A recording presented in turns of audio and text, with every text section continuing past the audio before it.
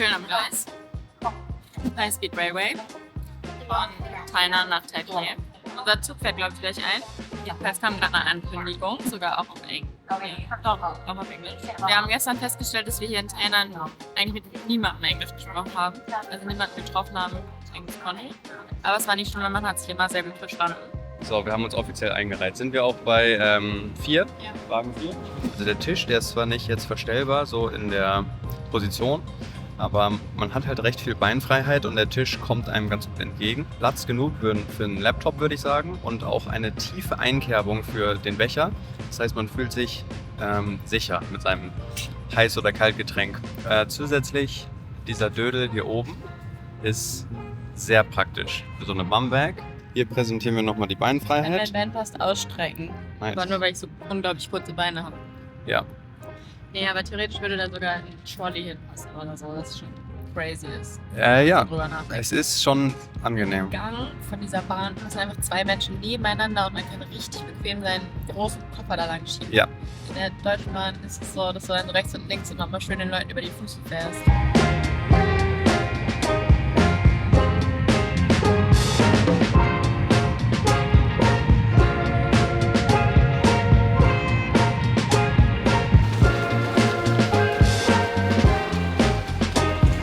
Schon sehr entspannt im Koffer unterwegs zu sein diesmal. Weil ja, man ist sehr flexibel mit Backpack, aber es tut einfach weh auch. Vielleicht, wenn man schwach ist. Ja. Call me weak. Und die Wege sind tendenziell lang. Aber sehr edel.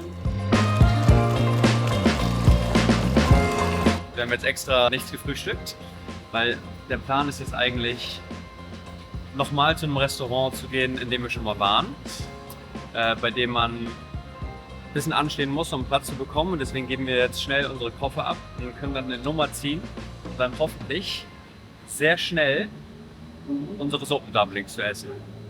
Suppendumplings? Was? Die heißt so? Ja? Okay. Okay. Ich habe mir eine Leine gekauft für mein Handy, damit ich es immer so. Dann kann ich hier so meinen Kaffee halten.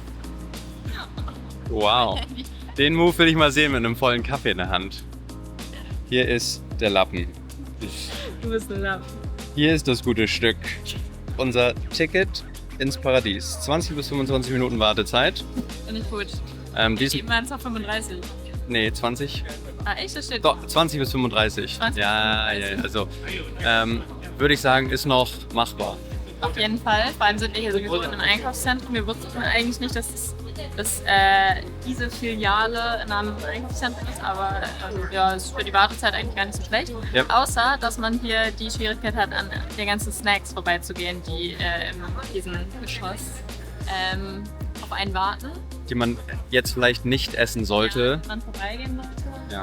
Die Dessertauswahl ist hier sehr groß. Von Donuts über Macarons, bis Eis, alles dabei. Aber vielleicht gehen wir deswegen jetzt erstmal. Wir werden das hier verlassen. Ja. Okay. Das Gute ist, ich habe mir extra die App runtergeladen und da kann man immer dann seine Position sehen. Es ist jetzt gerade 1184. Von daher, ja, eigentlich so lange dürfte es dann auch nicht mehr dauern.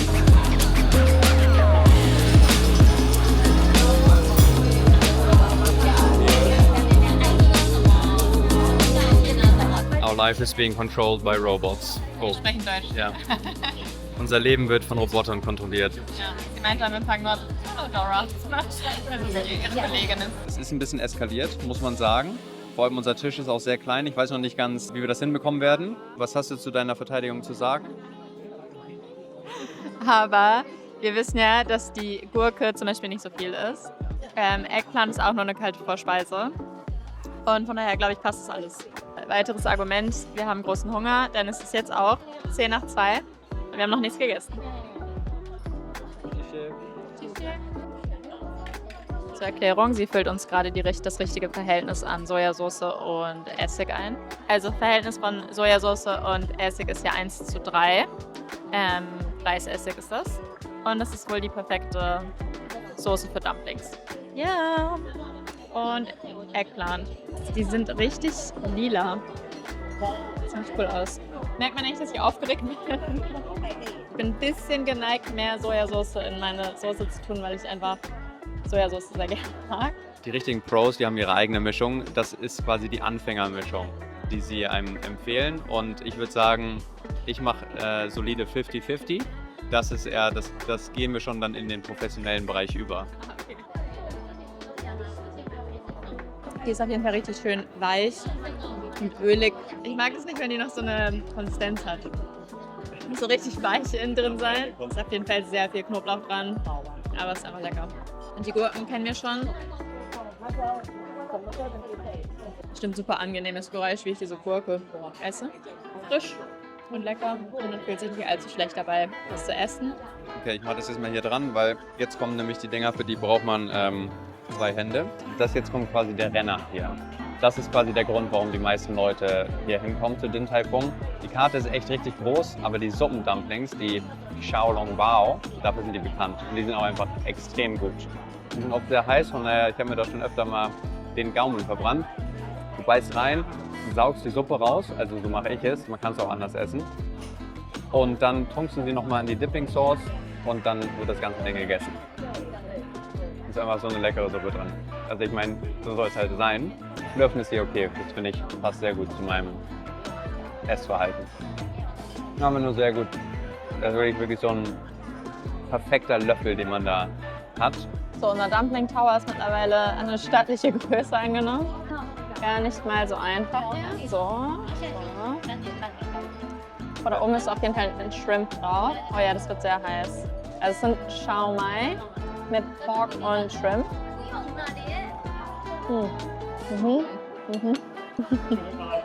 Die Shao Mai sind sehr lecker, allerdings auch sehr heiß.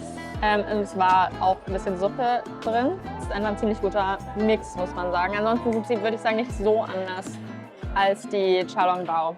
Geheimtipp ist auf jeden Fall, irgendeine Art von spicy Wontons noch zu bestellen, weil die dann mit dieser Soße kommen, in die man alles sehr gut dippen kann. Hier nämlich. Die ist richtig gut, wenn man es gerne scharf mag. In dem Sinne, also die haben wir jetzt auch noch. Ich bin hier aber auch noch nicht fertig, muss ich sagen. Das ist so der perfekte Mix aus Knoblauch und Chili. Danke. Also Sie mögen hier gerne einen aufgeräumten Tisch, was mit unserer Art nicht so ganz zusammenpasst. Deswegen haben sie für uns hier gerade noch so ein bisschen rumgeschoben. Also sie sind auf jeden Fall sehr aufmerksam in der Service hier und füllen regelmäßig den Tee nach, den man hier bekommt. Ich würde sagen, das ist ein sehr guter Abschluss hier für unsere Zeit in Taiwan, die noch nicht zu Ende ist, aber morgen Abend. Dora, der Roboter, ist ja schon sehr süß und so. Aber ich frage mich wirklich, wie viel mehr effizient diesen Laden macht. Wie viel effizienter sie den Laden macht, weil die ist halt schon jetzt, sag ich mal, ein bisschen tollpatschig. Oder übervorsichtig vielleicht. Sie fährt vielleicht mal gegen den einen oder anderen Pool oder rennt mit jemandem an. Ja, aber sonst macht sie eigentlich einen super Job. Aber man sieht auch wirklich ein bisschen witzig aus, wenn man so hinter ihr her so jockelt. Ja. Kann nicht so schnell gehen, weil das ist halt nicht die allerschnellste.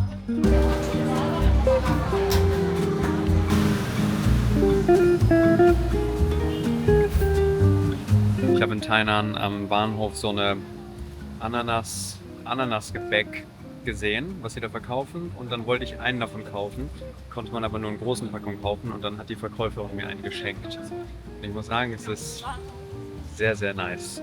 Sehr so ein Shortbread, ultra buttriger Keks, Keks.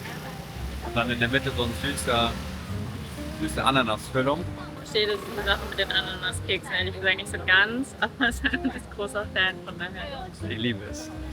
Das ist hier so ein leichtes Problem beim Bestellen, wenn es halt keine englische Karte gibt. Aber wir kriegen das schon hin. Passion Fruit? Ja, warum nicht? Was anderes? Und wenn du noch eine Brille kaufen möchtest, während du auf den Bubble Tea wartest, ist hier. Ist hier praktischerweise direkt so ein Brandshop Ja. oder generell. Also jemand von uns hat hier auch während unserer Zeit in Taiwan eine leichte Bubble Tea Ja. Obsession vielleicht entwickelt. Man muss sich halt an die Kultur anpassen. Und da Bubble Tea ein fester Teil der Kultur Taiwans ist, habe ich es auf mich genommen und mich diesem Lifestyle hingegeben. Okay, aber ist der falsche. Oh. Ah, ich bin gerade schon gewundert. Und ich habe diesmal 0% Zucker genommen. Ich bin echt mal gespannt, wie das schmeckt. Okay, also da sind nicht nur Bubbles drin, also die Tapioca-Stärke-Perlen, sondern auch noch so Maracuja-Jelly. Das wusste ich nicht. Aber der Tee an sich ist lecker. Ich habe also die minimalistische Variante. Ich habe nicht mal die Tapioca-Perlen, weil so ein paar sind okay, aber so dieses ganze Ding voll weiß ich jetzt auch nicht. Vor allem noch so ein Din Tai Fung Schlemmer Lunch. 10% Zucker, 30% Gehirn. Eis. Cheers auf unseren letzten vollen Tag hier. Nochmal alles mitnehmen.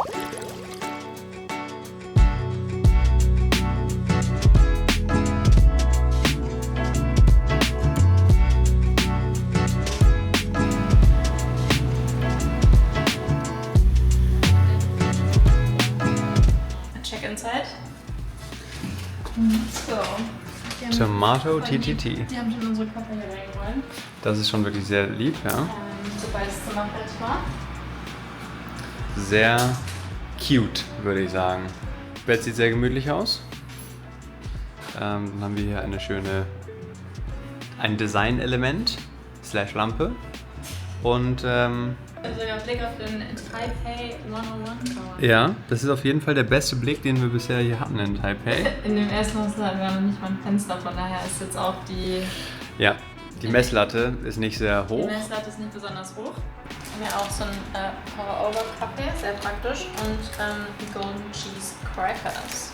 Das ist gut. Und wir haben auch Harry Potter and the Half-Blood Prince. Das ist auch sehr wichtig. Was aber auch ziemlich cool ist, ist, dass wir eine Waschmaschine haben. Ich glaube mit Trockner. Heftig. Direkt im Zimmer. Auch eine Sache, die wir, glaube ich, noch nie hatten. Nee. Hier Das gibt es ist, gleich nicht so viel zu sagen. ich würde sagen, die Dusche ist sehr groß. Ja. Das ist, Aber ist gut. kein beheizter Toilettensitz, das würde ich natürlich jetzt empfehlen. Was wir auch haben, ist einen kleinen Mini-Fridge mit Free Drinks inside. Und was haben wir hier? Ein Spargelsaft. Das ist eigentlich so eine Sache, die würde ich eigentlich von ausgehen, dass es die auch in Deutschland gibt. Aber gut, die sind uns hier ein bisschen voraus. Wir haben uns jetzt ziemlich spontan entschieden, noch einen kleinen Hike zu machen, um den Sonnenuntergang anzuschauen. Wir waren uns irgendwie nicht ganz sicher, ob es uns zu stressig wird, weil wir jetzt ziemlich spät dran sind für den Sonnenuntergang. Aber wir dachten uns meistens, es ist jetzt auch nicht so schlimm, wenn man ein bisschen später kommt. Der Himmel ist meistens auch danach noch ganz schön, wenn die Sonne dann unten ist. Und deswegen machen wir uns jetzt keinen Stress. Es wird, glaube ich, auch ganz nett zu sehen, wie der Tag zur Nacht wird. Wunderschön formuliert. Dankeschön. Und auch mit Suzorian Salmon auf diesem Berg am Hecheln wahrscheinlich. Es soll so eine Viertelstunde bis 20 Minuten dauern, da hochzugehen. Nach anderen Informationen eher so 30. Mal gucken, wie lange wir brauchen.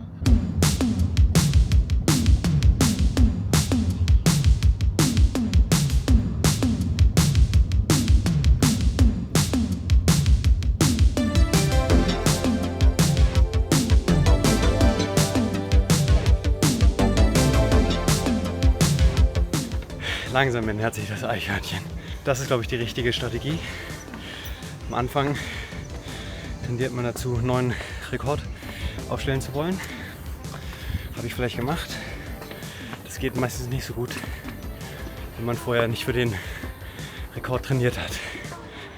Guck mal, das lässt sich doch schon sehen. Ja, hat sich ja schon gelohnt. Find Wir schon. sind echt sportlich.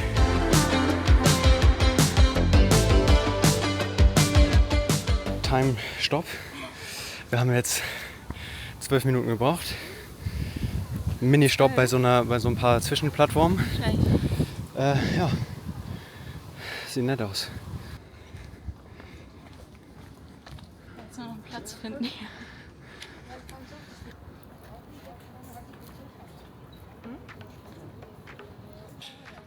Hat sich schon gelohnt, oder? Ja, ist gut, dass wir es noch gemacht haben.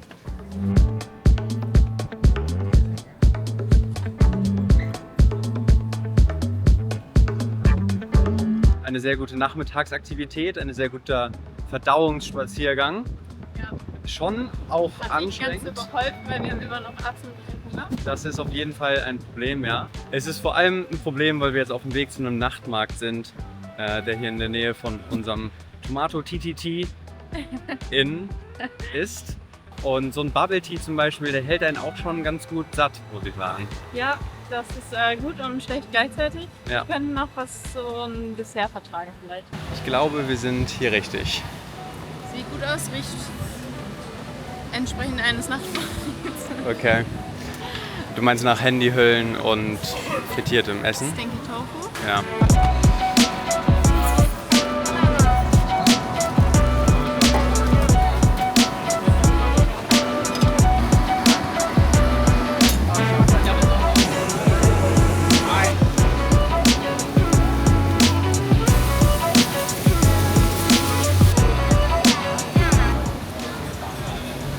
Ganz wie bei Oma.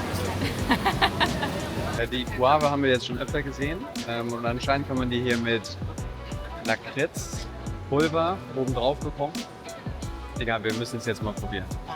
Wir essen hier sehr viele auf jeden Fall, die hier rumstehen. Und letzter Abend, da müssen wir nochmal alles probieren, was wir so bisher gesehen haben, aber noch nicht probiert haben. Also es wäre eine sehr lange Liste, aber eins davon ist das hier. Noch. Ein bisschen so aus wie so ein Granny Smith Apfel. Ich habe ehrlich gesagt nicht genau mitbekommen. Also eigentlich, es war schon Pulver, oder? Oder Ja. was? Okay. Dann die Guave an sich ist schon mal sehr lecker. Sah ein bisschen unreifer aus, aber eigentlich ziemlich gut. Jetzt habe ich's. Es schmeckt genauso, wie wenn du eine Haribo Cola Flasche einmal so ein bisschen 10 Sekunden im Mund hast und danach Guave isst. Wer kennt es nicht? Das ist genau der Geschmack. Ich muss sagen, nicht so schlecht. Eine interessante Kombi.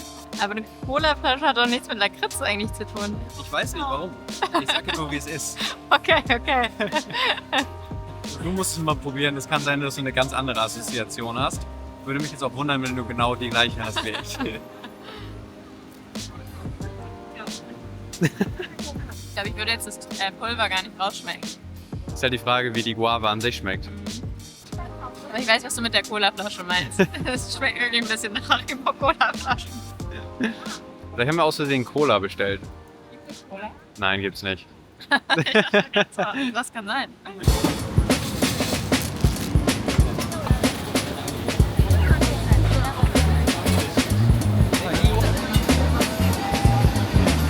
Oder wenn ich schon lese, dass es irgendwo Stinky Tofu gibt, weiß ich, ich muss die Luft anhalten.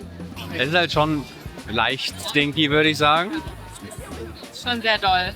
Es ist äquivalent zu Durian in anderen asiatischen Ländern. Die Bällchen hier sind schon so ein sehr guter Snack. Vor allem wird das eine schöne frische Portion. Ein letztes Mal Süßkartoffelbällchen. Cheers. 我们家去通化街是吃铁板吃。